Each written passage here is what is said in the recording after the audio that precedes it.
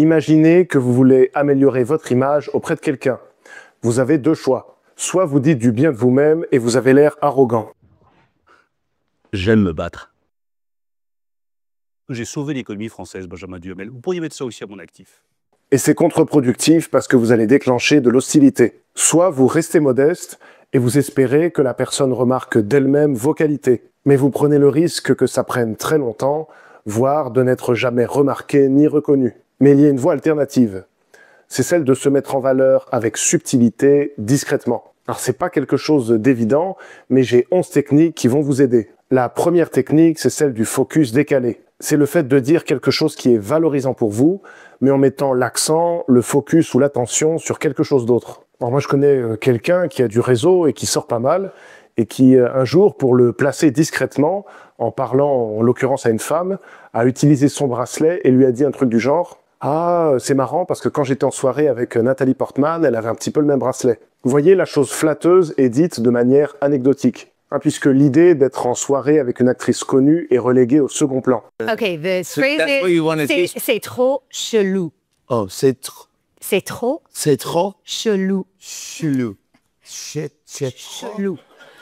C'est trop chelou. Et le cœur de la phrase, le cœur du propos et de la discussion, ça devient le bracelet. Vous glissez discrètement une allusion. La deuxième technique, elle s'appuie sur des études et ça s'appelle la double promotion. C'est le fait de combiner l'autopromotion avec la promotion de quelqu'un d'autre. C'est pour ça qu'on appelle ça la double promotion. Alors par exemple, ça serait une phrase du genre « Grâce au travail de Vincent, j'ai réussi à signer 4 contrats ». Ou alors, par exemple, ça serait quelqu'un qui aurait eu une super carrière littéraire et qui dirait quelque chose du genre « C'est grâce à cette formidable institution qu'est l'école publique que j'ai pu intégrer le centre de recherche en mathématiques le plus prestigieux du monde. » Vous voyez, le but, c'est pas de dire du bien de moi, mais de dire du bien d'une autre personne. Me complimenter moi est une manière de mieux complimenter l'autre.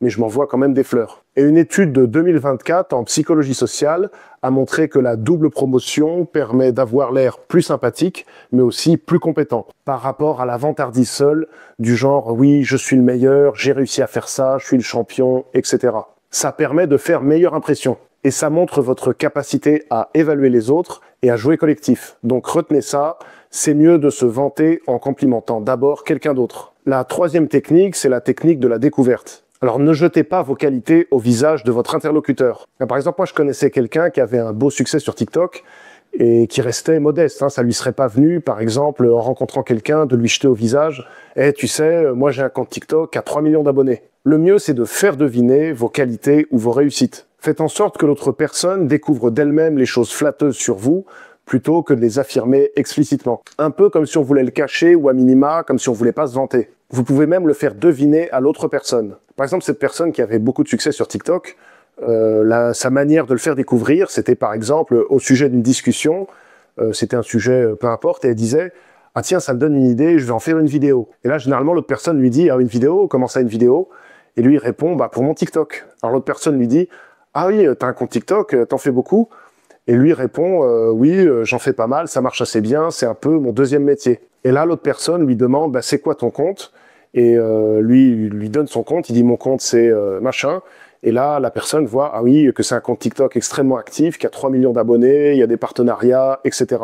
Et là, la personne se dit quoi? Elle se dit, ah mais j'ai dû chercher et j'ai dû insister pour apprendre qu'il avait du succès sur TikTok. Il aurait pu s'en vanter, mais il l'a pas fait. Donc ça veut dire qu'il est modeste, ou alors ça veut dire que pour lui, c'est un peu normal, c'est pas grand-chose. Vous devez faire en sorte que la personne comprenne d'elle-même quelles sont vos qualités ou vos succès. Et c'est encore mieux de faire prononcer le mot par la personne elle-même. Du genre, ah, mais t'as 3 millions d'abonnés. Ça doit pas venir de vous. C'est l'autre personne qui doit mettre le sujet dans la conversation. Comme ça, vous n'avez pas l'air de vous vanter ni d'être arrogant. Quatrième technique, c'est la dramatisation ou la mise en récit ou en anglais, storytelling. C'est le fait de raconter ce qu'on fait, les obstacles qu'on a rencontrés, comment on les a résolus ou dépassés et les résultats qu'on a obtenus. Regardez ces deux situations et dites-moi laquelle est la plus valorisante. D'un côté, une personne qui dit simplement « Ouais, ben, je suis à Normal Sup ». Et de l'autre, une personne qui dit « Je viens d'une famille où il n'y avait pas de bibliothèque et où il n'y avait pas de livres, et dès le lycée, je travaillais à côté de mes études. Donc pendant ma prépa, j'ai dû vraiment me serrer la ceinture, en plus de rattraper tous les classiques que j'avais pas lus. Et c'est vrai que c'était pas facile, mais au final, j'ai réussi à avoir le concours de Normal Sup. Soulignez les efforts que vous avez dû faire pour obtenir un résultat. Et ça, c'est particulièrement le cas au travail. Pour vous faire bien voir, vous devez faire savoir ce que vous faites. Pas juste le résultat final, du genre, bah voilà, j'ai rendu le dossier. Mais aussi et surtout le travail et l'intelligence que ça vous a demandé. C'est comme ça qu'on atterrit en pole position pour être promu ou pour être augmenté. Et d'ailleurs, si vous voulez obtenir une augmentation de salaire ou une promotion, j'ai conçu une méthode étape par étape pour ça. Je peux vous envoyer gratuitement la méthode complète si vous cliquez sur le lien en description. 5e technique, c'est la technique du calme plat. C'est le fait de refuser de se faire impressionner. C'est-à-dire que le fait de voir une personne qui a beaucoup d'argent, qui a beaucoup de pouvoir, qui a beaucoup de réseaux, ou qui a une grande maison, ou je ne sais quoi, ben c'est un peu normal pour vous. Ça permet d'augmenter votre statut, ou à minima de ne pas diminuer votre statut. Par exemple, il y a cette scène de Titanic, j'imagine que tout le monde l'a vu. Vous savez, il y a DiCaprio qui joue un gamin pauvre. C'est un passager de 3e classe, et à un moment, il est invité à une réception pour dîner en 1re classe. Et si on l'invite, c'est pour l'humilier. C'est parce qu'on se dit qu'il n'a pas l'habitude d'être en 1re classe et de voir autant de luxe, donc on se dit qu'il sera mal à l'aise. Qui est aux yeux de Dieu, il appartient à Thomas Andrews. Tout ça est pour moi. Partez du couvert à l'extérieur en revenant vers l'assiette. Et lui, au contraire, il va faire comme si c'était très banal. Notamment dans une scène où on lui apporte du caviar, qui est le symbole ultime du luxe. Comment voulez-vous votre caviar, monsieur? Pas de caviar pour moi, merci. Je n'ai jamais aimé ça. Parce que l'exceptionnel ne doit pas vous être étranger. Ça doit être comme quelque chose de naturel pour vous. Vous n'êtes pas facilement impressionnable. Ou en tout cas, vous ne devez pas le montrer. Personne ne doit pouvoir vous écraser ou vous dominer en vous disant quelque chose du genre « Regarde mon argent, regarde qui sont mes amis, regarde mon diplôme, regarde ma maison, regarde ma bagnole, etc. » Si c'est le cas, vous devez juste répondre « Ouais, c'est bien ». Du genre « J'en ai vu d'autres ». 6e technique, c'est la technique de l'aimant. Vous savez, un aimant a 2 côtés, 2 polarités, je crois, je suis pas sûr. Un aimant comporte toujours 2 pôles, en présentant le pôle sud de l'un au pôle nord de l'autre. Eh bien, les lignes de champ passent d'un aimant à l'autre lorsque 2 pôles sud, ou 2 pôles nord d'ailleurs, sont face à face. Eh bien, les lignes de champ ne peuvent pas passer d'un pôle à l'autre, elles se repoussent. Mais ça veut dire que s'il y a 2 aimants, il y a 2 côtés qui s'attirent et au contraire, il y a 2 côtés qui se rejettent. Et justement, rejeter est synonyme de valeur, parce qu'on veut toujours ce qu'on ne peut pas avoir. C'est le principe « suis-moi, je te fuis, fuis-moi, je te suis ». C'est bien d'avoir une certaine forme de distance, voire une pointe d'arrogance. Ça montre que vous n'êtes pas demandeur de la relation avec l'autre. Sous-entendu, c'est l'autre qui a davantage intérêt à avoir une relation avec vous. C'est très utilisé en séduction. Mais bon, c'est à utiliser avec modération et avec minutie. 7e technique, c'est ce que j'ai appelé le flash. C'est dire quelque chose de valorisant et tout de suite changer de sujet. Par exemple, si vous voulez montrer comme ça discrètement que vous voyagez beaucoup et que vous êtes engagé, vous pouvez dire quelque chose du genre « Ah, il fait froid quand même, hein, ça me rappelle quand j'ai fait du bénévolat pendant 2 mois au pôle Nord. » Mais sinon, en parlant du match de demain, je sais pas si on va gagner, hein, parce que Dupont est toujours blessé. Donc pour une demi-finale quand même, c'est chiant. Vous voyez, vous dites quelque chose de valorisant sur vous, en l'occurrence que vous avez fait du bénévolat au pôle Nord, mais sans détailler ni développer, puis vous passez tout de suite à quelque chose d'autre, en l'occurrence un match de rugby. C'est un peu comme Inception. Vous déposez une idée et vous la laissez pousser d'elle-même dans la tête de votre interlocuteur. C'est beaucoup plus efficace que de marteler une idée de manière explicite. La 8e technique, c'est la preuve sociale. C'est le fait de faire dire un compliment sur vous, mais par quelqu'un d'autre. D'autres personnes témoignent d'une qualité pour vous, donc forcément, c'est plus crédible. C'est pour ça que si vous pouvez vous faire recommander ou complimenter par une personne tierce, faites-le. Ça marche aussi avec des éléments de prestige. Par exemple, si vous avez pour un même poste, un poste de comptable par exemple, c'est pas la même chose si vous l'avez fait au ministère des Armées, ou si vous l'avez fait dans une TPE, ou si vous l'avez fait chez Louis Vuitton.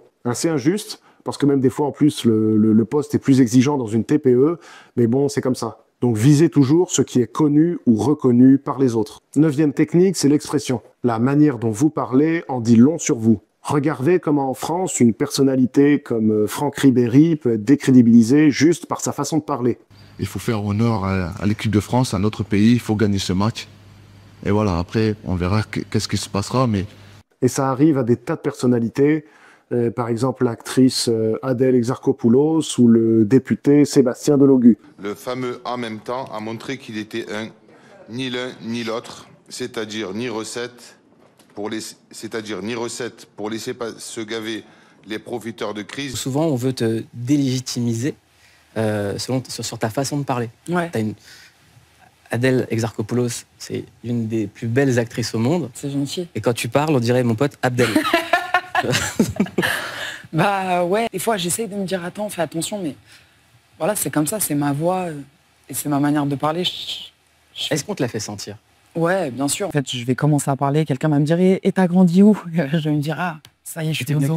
En marketing, on parle de valeur perçue. Et c'est peut-être triste, mais votre valeur intellectuelle ou professionnelle, elle est perçue en premier lieu par votre niveau de langue, c'est-à-dire le soin que vous apportez à votre langage, que ce soit le vocabulaire, la structure, la rigueur ou la clarté. Donc, 10e technique, j'ai appelé ça le tour de magie. Alors ça, c'est l'exact inverse de la technique de la dramatisation dont j'ai parlé tout à l'heure, où vous devez raconter tous les obstacles que vous avez rencontrés. Ça consiste à diminuer l'effort apparent qu'une tâche vous a demandé. Quand vous avez réussi quelque chose de difficile, c'est pas parce que vous avez énormément travaillé, mais au contraire, parce que c'est quelque chose de naturel pour vous. Et j'appelle ça tour de magie, parce que c'est un peu comme si vous cachiez les trucages de votre réussite. Si j'ai réussi ce projet, c'est pas parce que j'ai travaillé des heures, mais c'est juste parce que je suis doué. C'était le cas, par exemple, de Charles de Gaulle, qui énonçait des discours de plusieurs minutes en langue étrangère. Et souvent, il parlait pas la langue, mais il apprenait son texte par cœur. Mais devant les étrangers qui l'écoutaient,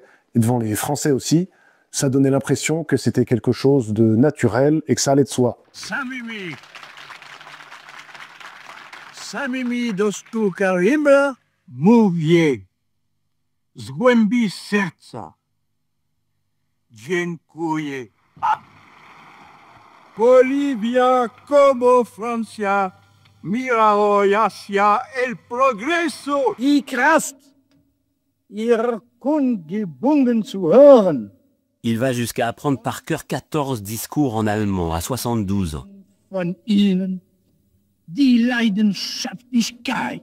Donc c'est le fait de dissimuler votre travail pour faire croire que vos résultats sont uniquement dus à votre talent et qu'en fait vous êtes exceptionnel. Enfin, la dernière technique m'amuse beaucoup, c'est la technique du miroir. C'est de ne pas se vanter, mais de demander à la personne si elle aussi a la même qualité. Par exemple, si vous voulez vous vanter, si vous voulez montrer que vous avez de l'argent, vous pouvez dire à l'autre personne un truc du genre « Ah, toi aussi, tu vas tous les ans à Courchevel ?» Si vous voulez montrer que vous avez de la culture, vous pouvez dire à l'autre personne « Ah, toi aussi, tu adores Karl Theodor Dreyer ?»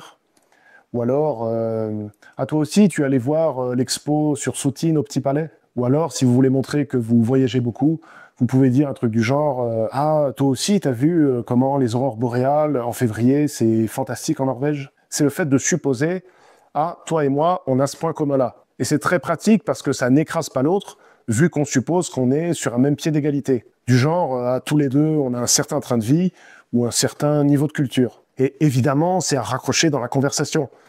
Sortez pas ça de but en blanc. Hein. C'est si par exemple vous parlez, je sais pas, de la Savoie, alors là vous pouvez dire oui, tu vas souvent à Courchevel. Ou alors si vous parlez d'expo, là c'est à ce moment-là que vous pouvez placer ah oui, t'as vu l'expo sur Chaim Soutine. Mais sortez pas ça comme ça de but en blanc, sortez de nulle part. Et puis une dernière technique que j'ai quand même envie de vous donner pour montrer vos qualités, eh bien c'est tout simplement l'authenticité. C'est que le meilleur moyen pour paraître riche, cultivé ou occupé, c'est de l'être vraiment parce que ça, les gens le sentent. Parce que souvent, les qualités d'une personne, on les devine quand on passe un peu de temps avec elle. Et même si c'est pas flagrant au premier regard. Parce que peut-être qu'il n'y a pas de grosse marque sur votre pull, mais on va remarquer que c'est une matière particulière ou une coupe particulière ou alors une couleur originale qu'on voit pas partout. Ou alors peut-être que vous ne criez pas votre culture sur tous les toits, mais un jour, dans la conversation, on va parler de Guy Debord ou de Saint-Jean-Perse et vous saurez qui c'est, vous aurez un avis et vous saurez en parler. D'ailleurs, la façon dont vous parlez dit beaucoup de choses sur vous. Vous vous rappelez que je vous ai dit qu'une excellente manière de montrer votre valeur, c'est par la langue que vous parlez. Et dans cette vidéo, je vous donne 7 actions rapides pour vous exprimer avec élégance. Ça va vous aider à parler beaucoup mieux et facilement.